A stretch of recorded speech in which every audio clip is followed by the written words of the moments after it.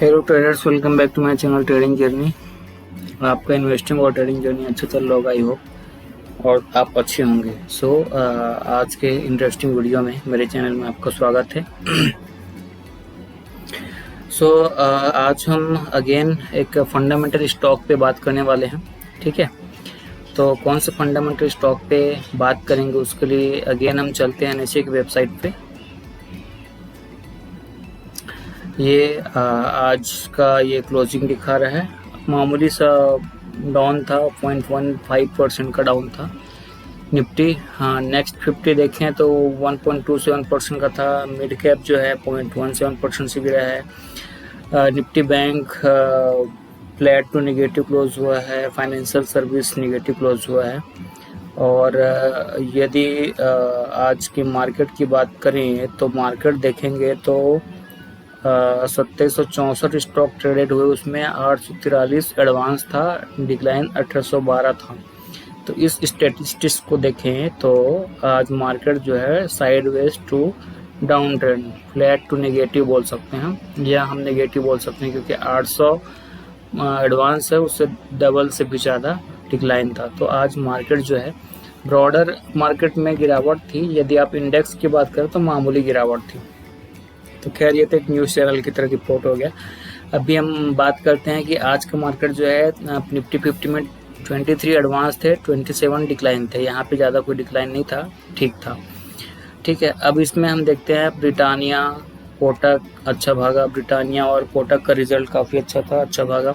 TCS, Hindustan Unilever, Mahindra and Mahindra, तो ये सब डिफेंस है, कोई निफ्टी में जो है बचाने के लिए आ जाता है, कोई गिराता है तो कोई बचाता है। तो ये दो ब्रिटानिया और कोटक तो फंडामेंटल अच्छे स्टॉक हैं और रिजल्ट अच्छा है करके ये चढ़ गए। और TCS, हिंदुस्तान यूनिलीवर ये डिफेंसिव स्टॉक कहलाते हैं जब मार्केट गिरता है तो। कभी IT, कभी FMCG। वैसे भी FMCG तो ऑलवेज डिफेंसिव स्टॉक है जो मार्केट में बहुत ज़्यादा गिरता नहीं है।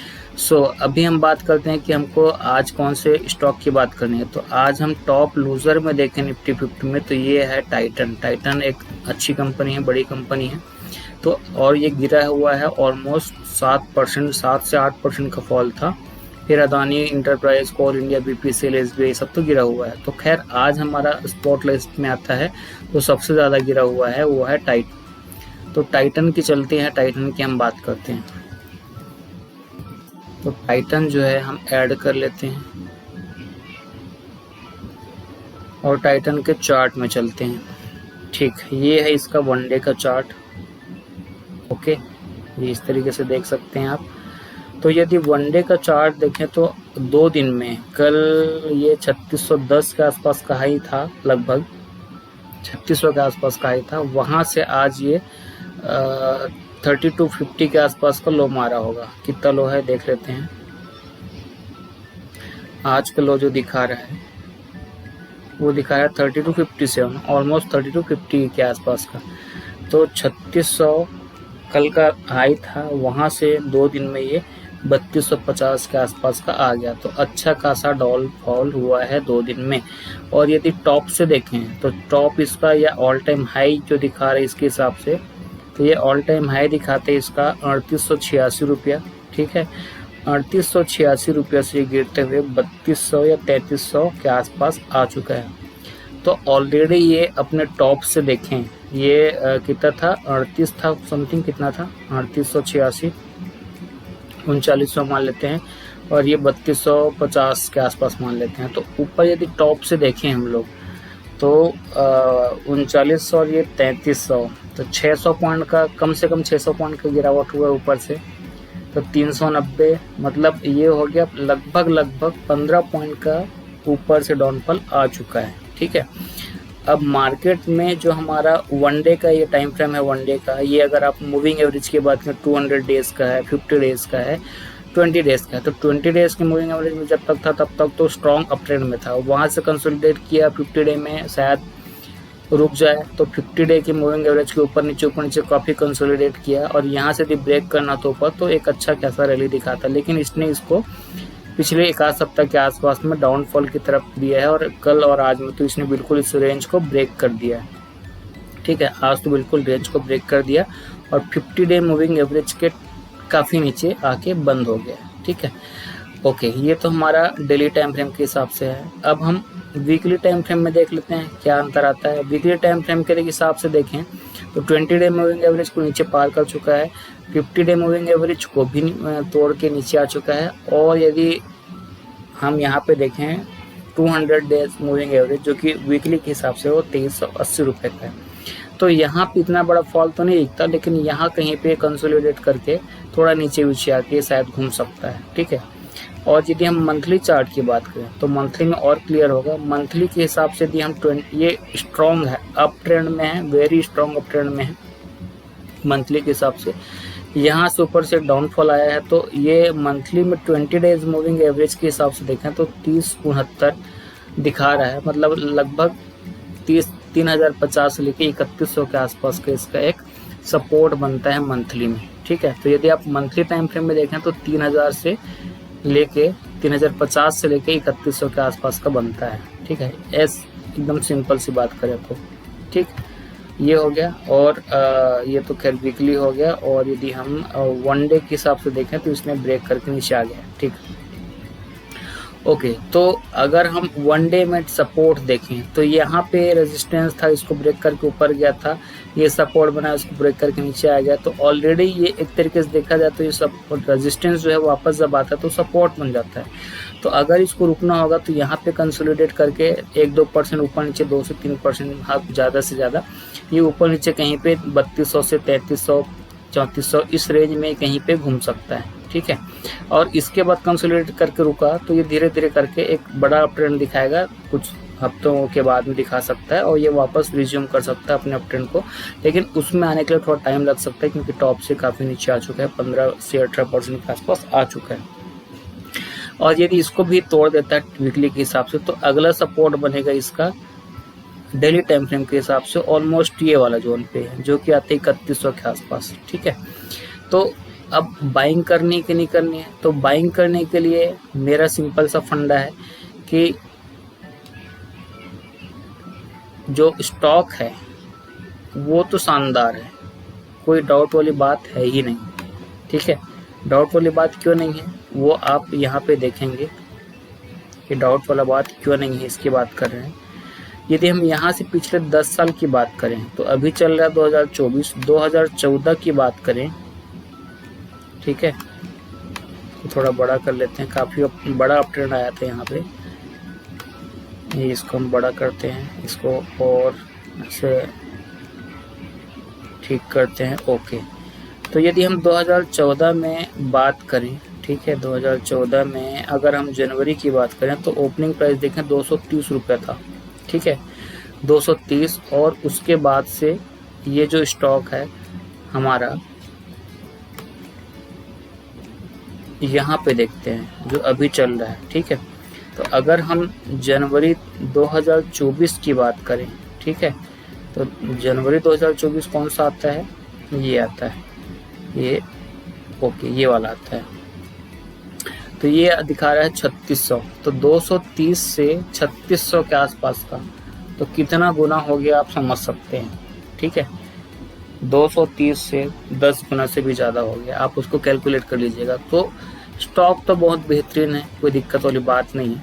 अब आपको इन्वेस्ट कहाँ करना है, निवेश कहाँ करना है, या ट्रेडिंग के पर्सपेक्टिव से कब लेना है आपको, तो उसके लिए मैंने बताया मेरे हिसाब से आप चूँकि मंथली टाइम फ्रेम में, डेली टाइम फ्रेम में सभी चीज़ देख ली हैं, तो डेली में बहुत अच्छी जगह पे है ये। इसने अपने 200 डेज मूविंग एवरेज के नीचे जाके क्लोज कर दिया है, तो सब इसमें बेरियस होंगे। जब सब बेरियस होते हैं नो डाउट और भी क्वाली आ सकते, तब हमको यहाँ पे इसको खरीदने का कोशिश करना चाहिए। अब हमने क्या देखा था, मंथली में 3100, 3000 समथिंग, 3050 से 3100 के आसपास को सपोर्ट दिखा रहा है। तो आप ये एज्यूम करके चलिए कि 3000 तक आए तो मैं वहाँ पे बाई करने के लिए तैयार हूँ, आप ये मान के चलिए। तो ऑलमोस्ट ये मान लो 3284 है, 3300 मान लेते हैं, तो आप इसको अपने कैपिटल को 4 भागों में तोड़ लीजिए, 3300, 3200, 3100 और 3000।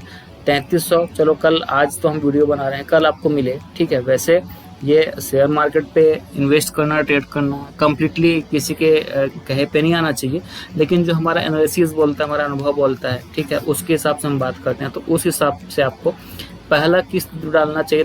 3300 के आसपास ऑलरेडी है, मान लो कल 10-20 रुपये ऊपर खुल गया तो आप 3300 रुपया पे खरीद सकते हैं। अगर नीचे ये 3200 आता है, दूसरे इंस्टॉलमेंट डाल लीजिए। मान लो 1 लाख रुपया है, 25,000 रुपया आप 3300 पे लगाइए, फिर से 25,000 रुपया 3200 आ जाए मान लो, तब लगा लीजिए, फिर से 25,000 3100 में तब लगा लीजिए, फिर से 25,000 3000 में तब लगा लीजिए। अब 3000 में आता है और आपका स्टॉक प्राइस लगभग 4000 के आसपास से जाके ये 1000 पॉइंट नीचे आ जाता है, ठीक है, तो आपका जो है वो 20-25% आराम से वहाँ से डाउनफॉल हो चुका है, ये रहेगा। तो उस केस में आपको बिल्कुल नो डाउट ले लेना चाहिए। अगर उसके बाद भी नीचे जाता है तब आप एवरेज डाउन ना कीजिए, आप इंतज़ार कीजिए। निफ्टी 50 का स्टॉक है, स्ट्रॉन्ग स्टॉक है, हिस्ट्री देख लीजिए काफ़ी अच्छा है, तो ये बाउंस बैक करेगा। आज नहीं तो कल टाटा ग्रुप की कंपनी है, इसको बैलेंस करते हुए वापस से आ जाएगी। हमको गिरावट में एक अच्छा मौका मिला है, बशर्ते आप क्या करते, मान लो 3500, 3900, 3900 यहाँ पे हाई पे खरीदते तो वहाँ से तो ऑलरेडी यहाँ पे भी मार्केट हमको मिलेगा, मौका देगा। लेकिन अभी ऑलरेडी हमारा मार्केट डाउन है, तो वो और अच्छी बात है उनको खरीदने के लिए। तो मेरे हिसाब से टुकड़ों में खरीदने के लिए 3300, 3200, 3100 और 3000 ये लेवल आपको आए तो बिल्कुल आपको तैयार रखना चाहिए। एक साथ नहीं लगाना है आपको। अगर 25,000 लगाया, यहीं से ऊपर घूम गया तो अच्छी बात है, प्रॉफिट बुक कर लीजिए, ठीक है, कोई दिक्कत नहीं है, ठीक है। डाइवर्सिफाई करना है आपको कैपिटल को, ताकि आपको रिस्क जो है थोड़ा सा मैनेज कर पाए, उसको रिस्क को मैनेज किया जा सके, ठीक। तो ये मेरा व्यू है टेक्निकल इसके चार्ट के हिसाब से। ओके, अब बात करते हैं हम इसको। ओके, अब बात करते हैं कि इसके कुछ फंडामेंटल्स अगर हम देखना चाहें, ठीक है, तो ये टाइटन कंपनी करके देख लेते हैं। Titan company limited is among India's most respected lifestyle companies. ये लाइफस्टाइल कंपनीज है जिसमें क्या होता है, लीडरशिप पोजीशन है किसमें, वॉचेस में। महंगी घड़ियाँ जो होती है, टाइटन की घड़ी आती है, पता है आपको, ज्वेलरी आती है, आई वियर आती है, मतलब गॉगल्स वगैरह आता है, ठीक है। Led by it's trusted brands and differentiated customer experience, ठीक है, कोई दिक्कत वाली बात नहीं है। इट वॉज फाउंडेड इन 1984, ये 1984 में ज्वाइंट वेंचर हुआ था बिटवीन टाटा ग्रुप के बीच में, तो Tata group and Tamil Nadu industrial development corporation TIDCO, ठीक है। तो टाटा ग्रुप का ब्रांड इसमें जुड़ा हुआ है, तो आपको कोई इशू वाली बात नहीं है। ब्रांड की बात करें, एक ही पॉइंट देखते हैं। ब्रांड्स में SKINN, फास्ट ट्रैक का आता है, टाइटन i+ का गॉगल आता है, तनिष्क का ज्वेलरी आता है, सोनाटा का घड़ी आता है। ये सब जो ब्रांडेड चीज़ें जो हैं ये इस पे प्रोडक्ट हैं इनके। रेवेन्यू अब इसमें ज्वेलरी का 90% से आता है, वॉचेस एंड वेरिएबल्स में 7% का आता है, मतलब मेन इसका ज्वेलरी पे है। टाइटन जो है ज्वेलरी बेस्ड है। आई केयर में 1% का है, इमर्जिंग बिजनेस में 2% का, इंटरनेशनल एक्सपेंशन है, एक्विजिशन है। कंपनी ने कब एक्वायर किया, 27.1% इक्विटी से क्या लिखा है, कैरेटलैंड trading private limited making it's 100% subsidiary. तो ये सब इसके एक्विजिशन को दिखाया हुआ है, आप देख सकते हैं आराम से, ठीक है। एक्सपेंशन की बात करें तो एक्सपेंड करने के लिए है तनिष्क को फ्रॉम 265 टाउन टू 300, मतलब 265 जो इसका प्रेजेंस है हमारे कंट्री में, उसको 300 शहरों तक ले जाने के लिए ये एक्सपेंशन की तैयारी में है in next couple of years, कुछ आने वाले कुछ सालों में, ठीक है। और emerging segment Indian dress companies targeting to expand 75 store by the end of FY24 from current 62 stores, मतलब इसको ये एक्सपेंड करने के उसमें है, ठीक है। अभी हम बात करते हैं मार्केट कैप की। 2,91,000 करोड़, बहुत बड़ी कंपनी है। करंट प्राइस 3280 चल रहा है। बुक वैल्यू अगर देखें, ये अभी इसका मुझे ज़्यादा डिटेल नहीं पता, बट बुक वैल्यू 106 दिखा रहा है, उस हिसाब से काफ़ी एक्सपेंसिव है। और ये जो ब्रांडेड चीज़ें हैं ये ऐसे एक्सपेंसिव चलती है, आपको लोअर लेवल पे मिलना मुश्किल रहता है। हाई लो 3887 और लो हुआ है 2669 का, तो ये ऑलमोस्ट बीच में है, बिल्कुल सही जगह में है, खरीद सकते हैं। स्टॉक का पी जो है महंगा चल रहा है, 83 पे चल रहा है, ठीक है। डिविडेंड यील्ड ठीक ठाक देता है 0.30%। ROC देखेंगे तो ROC 22%, ROE जो है 32%, मतलब हमको रिटर्न अच्छा मिला है। फेस वैल्यू 1 रुपीज़ का है, ठीक। तो काफ़ी अच्छी कंपनी है, लॉन्ग टर्म में आपको अच्छा पैसा बना के देती है। Company has delivered good profit growth 22.2% CAGR और लास्ट 5 ईयर्स। कितना अच्छा ग्रोथ दिखा रहा है, लास्ट 5 साल में 20% के CAGR से भी ज़्यादा ग्रोथ कर रहा है। ठीक है, तो ग्रोथ कंपनी है। Company has good return equity ROE देखें तो 3 साल का, पिछले 3 साल का 30% के से ऊपर का है। Company has been maintaining healthy dividend pay out 28.7%। Dividend pay out भी अच्छा है इसका। और इसके कुछ कॉन्स देखें तो स्टॉक इज ट्रेडिंग वही है। सबसे पहले तो बुक वैल्यू से 31 टाइम महंगा है। Company might be capitalising the interest cost, ठीक है, तो वो थोड़ा बहुत इशू इसमें रहेगा। सो पीयर में बात करें तो टाइटन कंपनी के बाद में आते हैं। जितने ज्वेलरी स्टॉक हैं, कल्याण ज्वेलर्स है, राजेश स्पोर्ट है, सेनको गोल्ड, वैभव ग्लोबल, जितना भी नाम देख ले उसमें टॉप में यही है। ठीक है, हालांकि सभी का अगर आप मीडियन देखेंगे तो 26 है। इसका ऑलरेडी एक ग्रोथ कंपनी है तो इसका जो है पी जो है थोड़ा ज़्यादा है, बट फिर भी ऑलमोस्ट ठीक, कोई दिक्कत वाली बात नहीं। सेल्स की बात करते हैं तो सेल्स में देखेंगे तो अप डाउन होता है। ठीक है, कोई इशू नहीं है। 10,000 को सबसे पहले इसने 11,000 2022 में पार किया था। ठीक है, मार्च 2023 में थोड़ा कम हो गया था, जून 2024 में फिर वापस बढ़ा, सितंबर 2023 में काफ़ी अच्छा बढ़ा था, दिसंबर 2023 में अच्छा ग्रोथ दिखाया था 14,000 का, और उसके बाद अगेन थोड़ा डाउन हुआ है मार्च 2024 में। ठीक है, ऑपरेटिंग प्रॉफिट भी 1191 करोड़ थोड़ा अच्छा खासा चल रहा था, वहाँ से थोड़ा डाउन हुआ है, कम हुआ है, लेकिन कोई दिक्कत वाली बात नहीं है। प्रॉफिट बिफोर टैक्स भी है, लगभग 1000 करोड़ के आसपास का है। ठीक है, नेट प्रॉफिट 471 करोड़ का दिखा रहा है। प्रॉफिट ऑन लॉस की बात करें तो सेल्स की बात करें तो सेल्स में कोई प्रॉब्लम नहीं है, देख सकते हैं वहाँ तो हमारा जो भी दिखा रहा था 21, 28 मार्च 2023 में। देखिए, अगर पिछले 2-3 साल की बात करें तो ये मार्च 2013 में 10,000 करोड़ के आसपास था। ठीक है, और वहाँ से मार्च 2020 में डबल हो गया, 21,000 करोड़ हो गया, और उसके भी कम समय में 3 साल में 40,000 करोड़ का हो गया, और उसके बाद मार्च 2024 में 51,000 करोड़ का। तो सेल्स तो फैंटास्टिक है, कोई दिक्कत वाली बात है ही नहीं। ऑपरेटिंग प्रॉफिट भी 5,000 करोड़ से ऊपर का दिखा रहा है। ठीक है, प्रॉफिट बिफोर टैक्स 4,623 करोड़ का दिखा रहा है, कोई प्रॉब्लम वाली बात बिल्कुल नहीं है। ठीक है, ओके। और हाँ, ये है कि आज जो मार्केट गिरा हुआ है, जो एक्सपेक्टेड लाइन था टाइटन कंपनी को लेकर, उसके हिसाब से एक्सपेक्टेड नहीं ला पाया, इसलिए इसने गिरा हुआ है। लेकिन ये 2 दिन की बात है, वापस रिकवर कर जाता है, और अगर ये डाउन ट्रेंड में जाता है तो और अच्छी बात, हमको एक्यूमुलेट करने का मौका मिलेगा। Profit before tax 4,623, net profit देखें तो 3,496 करोड़ का है। ठीक है, तो सारा कुछ वेरी नाइस, अच्छे दिखा रहा है। अब बात करते हैं स्टॉक के प्राइस का, हम मेन बात करते हैं प्राइस का। कंपाउंडेड ग्रोथ की बात करें तो पिछले 10 साल में 17%, लगातार 10 साल में 17% का ग्रोथ दिखा रहा है। 5 साल में 20% का ग्रोथ दिखा रहा है। पिछले 3 साल में 54% का CAGR से ग्रोथ कर रहा है, और क्या चाहिए, कोई प्रॉब्लम वाली बात है ही नहीं।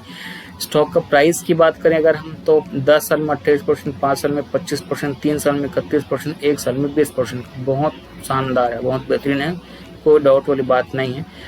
ठीक है, अब थोड़ा सा बैलेंस शीट देख लेते हैं क्या हाल चाल है। तो रिजर्व कैपिटल है 9,304 करोड़ का, बोरोइंग से 15,000 करोड़ का थोड़ा सा है, बोरोइंग को देखें तो थोड़ा चिंता वाली बात है। फिक्स्ड एसेट है 3,000 करोड़ के आसपास का, तो थोड़ा सा यदि ये अपना कर्ज जो है कम कर ले, क्योंकि कर्ज अभी बढ़ते हुए आया है। देखो 800, 700, 200, 2,000 था, ये बढ़ते बढ़ते भी 9,000 से 15,000 आ गया, तो ये इसको घटा लो तो फिर ये काफ़ी अच्छा हो जाएगा इसके लिए। ठीक है, बोरोइंग्स क्यों होती है, एक्सपेंशन करना रहता है या और भी कुछ इनका रहता है एक्सपेंशन के लिए, कोई भी प्रॉब्लम है उसके लिए, तो ये सब बोरोइंग्स लेते रहती है। ग्रोथ कंपनी में बोरोइंग्स होना कोई बड़ी बात नहीं है, कोई प्रॉब्लम वाली बात नहीं है। ठीक है, ओके। और कुछ इसमें देखने लायक तो मुझे नहीं लगता कुछ है। शेयर होल्डिंग पैटर्न देखें तो प्रोमोटर्स ने अपना बराबर मेंटेन करके रखा है। शुरू से प्रोमोटर्स 52.90 से अभी तक 52.90 में। FIIs ने देखें भैया, यहाँ पे इम्पोर्टेंट ये FIIs का भरोसा बढ़ा है, बहुत कम मार्जिन से बढ़ा है, लेकिन 18.89 से 19.01 बढ़ा हुआ है। ठीक है, और DIS का भरोसा 10.2.5 से 10.29 बढ़ा है। तो FIS DIS ने स्टेक बढ़ाया हुआ है, तो अच्छी बात है, अच्छा है, हमको नीचे भाव में मिल रहा है, बिल्कुल इसको लपक लेना चाहिए। लेकिन फिर भी आप ध्यान ये रखिए कि आपको एक साथ पैसा नहीं लगाना है।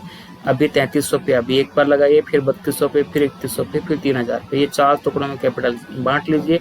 उसके बाद कोई प्रॉब्लम नहीं है, आप होल्ड करके रखिए। जब आपको बेचना हो, जब आपको परसेंटेज हो, जब जो गेन मिले आपको 2%, 5%, 10%, 20% जो भी आपको मिले उस हिसाब से बेच लीजिए। अब वो कैसे कब बेच लेना है, मान लो आपको नीचे चला गया तो आपको देखिए ये जो दिखा रहा है स्टॉक प्राइस का CAGR दिखा रहा है, ठीक है, 1 साल में 20%, ठीक है, यहाँ पे देखिए 3 साल में 54% कंपाउंडेड प्रॉफिट ग्रोथ जो दिखा रहा है वो, तो प्रॉफिट भी बढ़ रहा है, स्टॉक का प्राइस भी बढ़ रहा है, तो आपको 1 साल में 20% के आसपास का एवरेज रिटर्न तो मिल जाना है, इसमें तो कोई इशू वाली बात नहीं है, ठीक है।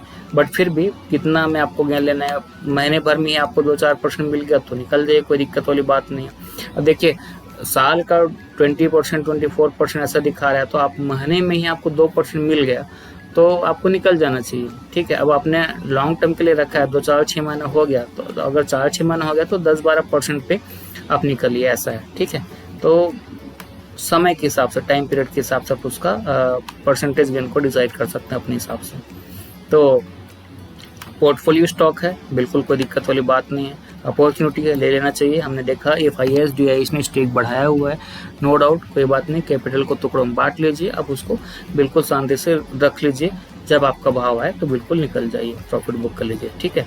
और अदरवाइज पोर्टफोलियो स्टॉक पे 8-10 साल रखेंगे तो काफ़ी अच्छा पैसा आपको मिलने वाला है, ठीक है। तो आज के लिए इतना ही। अगर आपको वीडियो अच्छा लगे तो लाइक शेयर सब्सक्राइब कीजिएगा। फंडामेंटल्स और टेक्निकल के साथ हम स्टॉक का डिस्कशन कर रहे हैं, तो मेरे हिसाब से काफ़ी अच्छी कंपनी है। फिर भी आप अपने फाइनेंशियल एडवाइज़र से सलाह लीजिए, उसके बाद ही मार्केट में निवेश ट्रेडिंग पे आइए, ठीक है। सो मिलते हैं नेक्स्ट वीडियो में। वीडियो अच्छा लगे तो लाइक शेयर सब्सक्राइब करना ना भूलें। मिलते हैं नेक्स्ट वीडियो में, तब तक के लिए टेक केयर, बाय बाय, जय हिंद, जय भारत।